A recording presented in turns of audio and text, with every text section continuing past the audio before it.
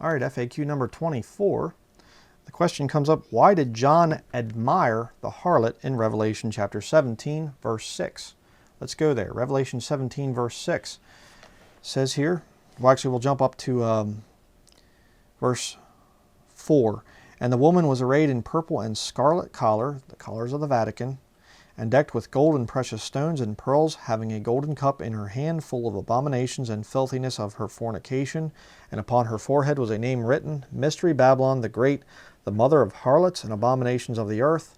And I saw the woman drunken with the blood of the saints and with the blood of the martyrs of Jesus. And when I saw her, I wondered with great admiration. So now the new versionist perverts will come along and they'll say, well, obviously the King James Bible is being very nice to the Roman Catholic system here, so it must be a covert Catholic Bible or some kind of nonsense, because it says John admired. He wondered with great admiration. Okay, now you can make the arguments, well, words have changed meaning since 1611, blah, blah. But the fact of the matter is you don't need to do that. You don't need to make excuse for the King James Bible. Why? Here's what it means.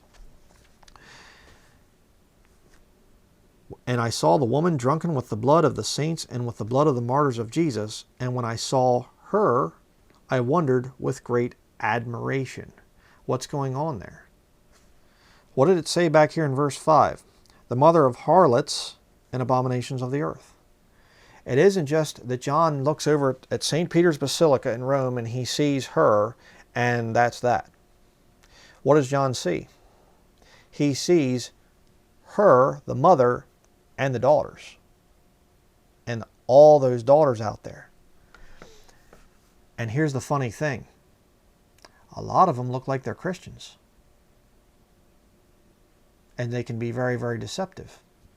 And they can act like they are preaching the gospel, and they can deceive you. And so you can wonder, and you can go, wow, maybe these people are Christians. Maybe they're saved, Have you ever been there? You start to get deceived by some group or something like this, some Babel building someplace, and you think, wow, maybe this is Christian or something. Maybe this is okay. Maybe it's okay to worship in a Babel building or whatever else. You start to wonder with great admiration. You go into that building and you're looking up there and you're going, man, it must have cost a fortune to build this place. And wow, what would modern day America and the world look like to somebody from the first century, like John was seeing? There'd be a lot to admire. There'd be a lot that you look and you go, what is that? Oh man, whoa, whoa, whoa, like this. I mean, remember, John's mind is back there in the first century.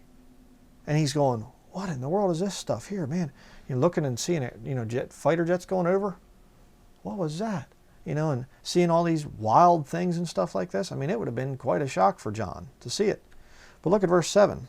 And the angel said unto me, wherefore didst thou marvel? I will tell thee the mystery of the woman and of the beast that carrieth her, which hath the 7 heads and 10 horns. So the angel, he understands it, and he's like, why are you marveling? Why are you all impressed by this thing? See? But you see, modern day, what falls under Christianity, if you really study it, it goes back to the Vatican. There were no Christians in the first century building church buildings. People, you just beat that subject to death. Well, it's because a lot of people don't get it yet. They weren't meeting in Babel buildings back in the first century. But the Babel buildings of today, you can make them look pretty close to being good Christian organizations. You can deceive people. Okay? But God never intended it.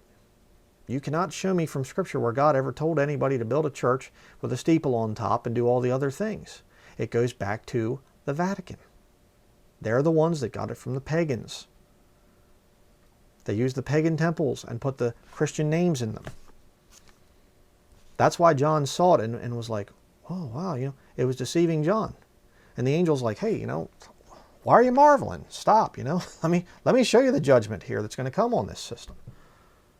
That's what's going on there. And by covering up that fact, again, you're covering up for the fact that this modern day, what falls under Christianity today, it's an illusion. It's not real. It's not what was in the first century. Again, you have the Bible having this stuff written down centuries before it even became popular. Again, you go back to 1611, Bible-believing Christians back then weren't meeting in church buildings. Okay, the first Baptist church building on record was built in 1700 here in America. You know, they built with a lottery too, state-sponsored lottery. See, it's a problem. So that's what's going on there. That's what's happening here in that verse.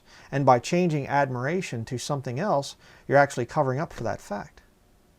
So these people, they come out with all these little attacks, all these little nitpicky things about why this and why that and how about this and how about that. And it's all designed to get you to deny the King James Bible. Don't even waste your time on them. Don't listen to them. So that'll be it. We'll see you in the next FAQ.